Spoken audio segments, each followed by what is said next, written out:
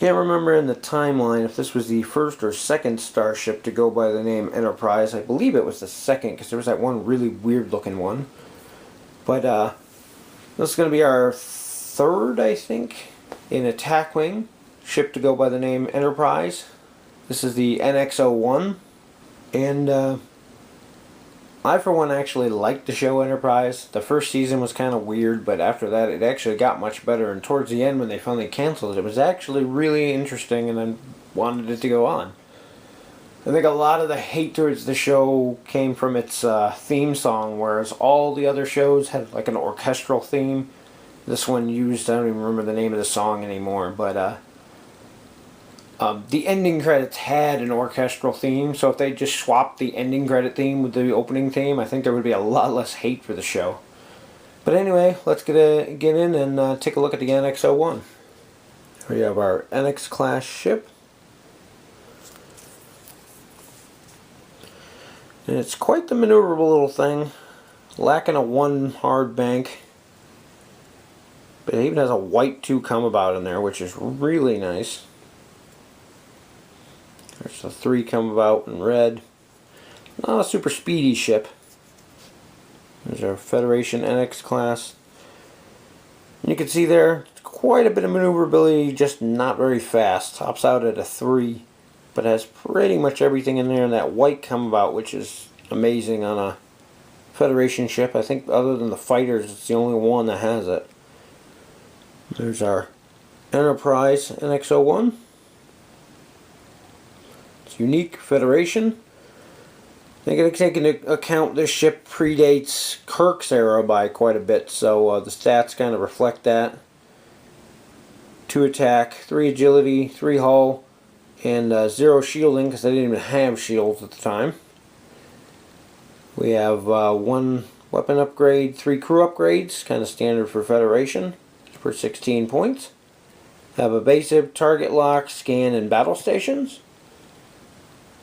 And our special ability here says you can equip the enhanced hull plating tech upgrade to the ship for free, even if it exceeds your ship's restrictions, which is nice.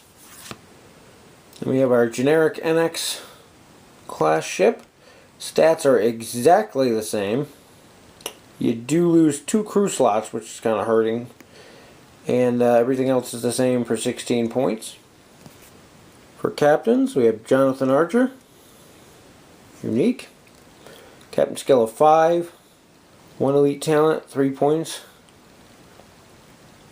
He adds an extra crew upgrade slot to your bar.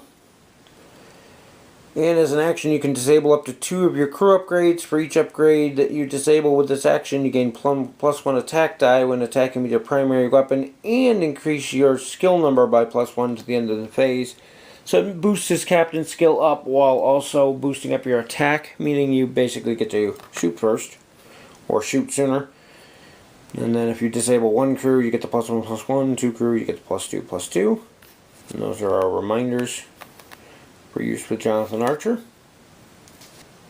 Next up we have Maxwell Forrest, also unique. Captain skill of 4, 3 points.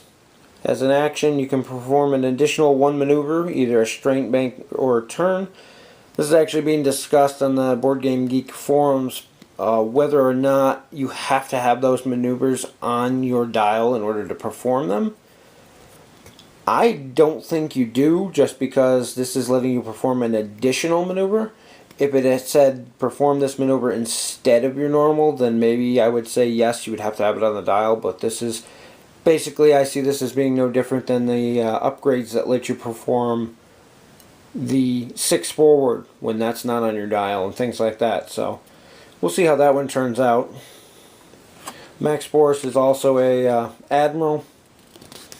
He can be used on his admiral side. He gives you a +1 to your captain skill, and his action becomes a fleet action. Not going to go into detail too much on admirals in this one. I covered them in the Enterprise refit video, so if you want to see more about admirals, you can go check that one out. Next up we have Hayes. It's unique. Captain skill of 3 for 2 points. As an action, you can gain +1 attack die this round. At the end of the combat phase, you suffer 1 hull damage. Now, Hayes was a Mako. I don't remember him ever commanding the ship, but he may have at one point and I just forgot about it. Could have been one of those episodes where the captain was either disabled or off the ship. You have your suffer 1 damage for use with Hayes. Then we have our generic Federation captain. 1 point, or 0 points, 1 captain skill. Our elite talent for this one is Tactical Alert. 2 points. When attacking or defending, you can discard this card and spend a battle stations token to reroll any number of your attack or defense dice. I like the fact that it's attack or defense. It is a 1 use, but it's also only 2 points, so definitely worth taking. On the crew, one thing with the Federation, if you're a Federation ship, you get a lot of upgrades, and if your ship happens to be named Enterprise, you get a lot of crew upgrades. And a lot of them are pretty good too, so. Going to start off here with Hoshi Sato. She's 3 points. When defending, if there's a scan token beside your ship during the roll attack dice step of the combat phase, you can discard this card and force the attacking ship to roll 1 less attack die. Next we have T'Pol. We just got a version of her with the Vulcan faction too, not too long ago. She's 3 points. She adds a tech upgrade slot to your bar. When attacking with your primary weapon, if there's a scan token beside your ship, you may disable this card to force the defending ship to roll -2 defense dice against your attack, instead of the normal -1 defense. And you do not pay a faction penalty when deploying this card to a Vulcan ship. Why they just didn't give her dual Vulcan Federation faction is beyond me. I think they keep forgetting they have that. Next up we have Malcolm Reed. 3 points. When attacking with your primary weapon, you may disable this card and discard one of your secondary weapon upgrades to add +2 attack dice to this attack. Kinda nice. Not sure about discarding secondary weapon upgrades, but hey. Next we have Trip. I refuse to call him by his full name. His name was Trip. He's 3 points. As an action, if your ship is not in a forward firing arc of an enemy ship, you can repair 1 damage to your hull. Has its uses. He was one of the first real engineers out there. Next we have Travis Mayweather. 2 points. During the activation phase, if you reveal a 2 or 3 bank maneuver, you may disable this card and turn it into a turn maneuver. So instead of the light turn, you get the hard turn. If you do, you treat it as a red maneuver. Number and direction remain the same. Has its options. Basically lets you make a harder turn at the cost of getting an auxiliary power token. Next we have Phlox, good old doctor. 2 points.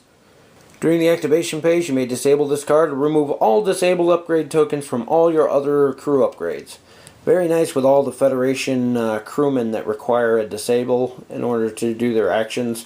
You can use them, not waste the time re-enabling them, and then just disable him at some point to re-enable all of them. For weapon upgrades, we have Photonic Torpedoes. It's a predecessor to the actual Photon Torpedoes. 2 points. 4 attack, range 2 to 3. Requires a target lock and disable to fire. And you can fire it from your front or rear arcs. Being that it's the predecessor, it doesn't get any of the special abilities or anything that the regular Photon Torpedoes get, but that makes sense. Next we have the aft phase cannons. 2 points, attack 3, range 1 to 3. Disable this card to perform the action. Can only be fired from a rear arc. Makes use out of rear arcs on a lot of the ships that you normally wouldn't. The 3 attack is kind of meh, but at the same time it doesn't require a target lock like most of your rear firing weapons do, so I can see where it'll have its uses. For a tech upgrade, we got enhanced hull plating. 4 points. Wall of text. During the roll defense step of the combat phase, if your ship's not cloaked and you have no active shields, neither of which the NX can do so, you can add 2 evasive results to your defensive roll. If you do place an auxiliary power token by your ship for each evasive you added with this upgrade, it can only be purchased for Federation ships, and you can't deploy more than 1 to a ship. See its uses on the TOS Enterprise, where you can get those multiple auxiliary power tokens and it's not going to hurt you at all. Other than that, it's kind of an iffy upgrade. all that extra auxiliary power is going to take you some time to burn off at the point of just getting an evasive. Last ditch effort, maybe. I can see it being useful, but definitely on the TOS Enterprise. With the rest of the pack, we have our reminder tokens for Captain Archer. There's a reminder token for Hayes. We have our auxiliary power and critical tokens. Get your evasive, scan, and battle stations tokens. Disable token. Your fleet action and admiral markers. The Minefield token actually goes with the mission, which we'll get to in a minute. Target lock ZZ this time. We have an additional rules card.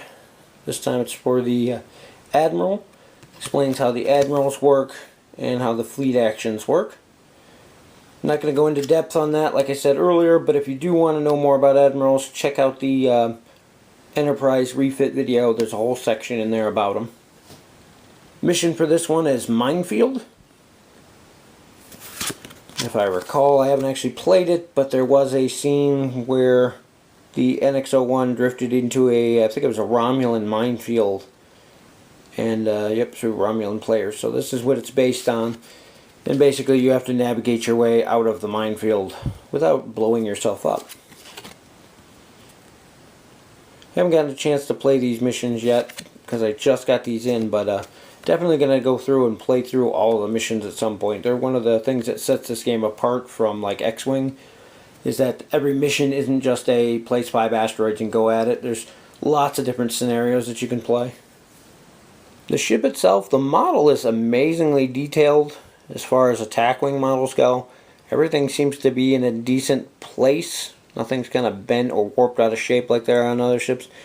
The downside is they painted it just a flat metallic silver, and then the front of the nacelles has a little bit of color, but yeah, there's like no paint on the entire thing, so definitely needs to be painted. But you can actually see there, and the camera's picking it up pretty good. There is a ton of detail, so when you do paint it up, it's going to look really nice. Kind of disappointed, and they did this with all the ships because there's a generic no name and the named version. They left the serial number and name off the front of the ship. If you actually see the attack wing versions of these models, they actually have the NX-01 Enterprise written across the front there, which is kind of neat. But then again, if those were on there, it'd make it a lot harder to paint. So you'll be glad that they're not on there when you're doing your painting. There we have our NX-01 base. See the front arc there, rear arc in the back. And our generic NX class has the same front and rear arcs.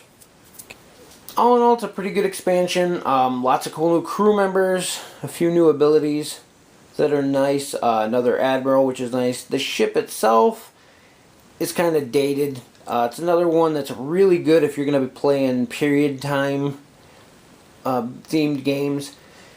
I see it being able to hold its own against the Samrao and the D7, things like that. Against the more modern ships from Next Generation, DS9, and so on, it's going to be really hard pressed to hold its own.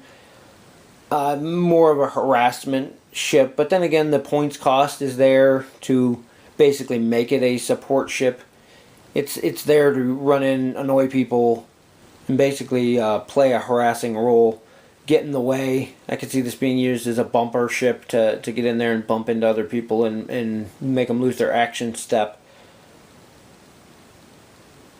But definitely has multiple uses. As a frontline combat ship, I think it's going to be a little weak. The attacks down there, the fact that it doesn't have any shield means it's susceptible to a lot of crew abilities and upgrades. But at the same time, it is a cheaper ship, so if it is lost, it's not that big of a deal. I can see running multiples of these, maybe in a swarm. If you want to go thematically, though, there should only ever be 2 of them, but hey, that's totally up to you and the style of play you want. But in the very least, I think the expansion's worth it just for the rest of the upgrades you get. There's a lot of cool stuff in there for the Federation. Not that they need it anymore, but definitely nice to have more variety. that's about it for this, and I'll see you in the next video.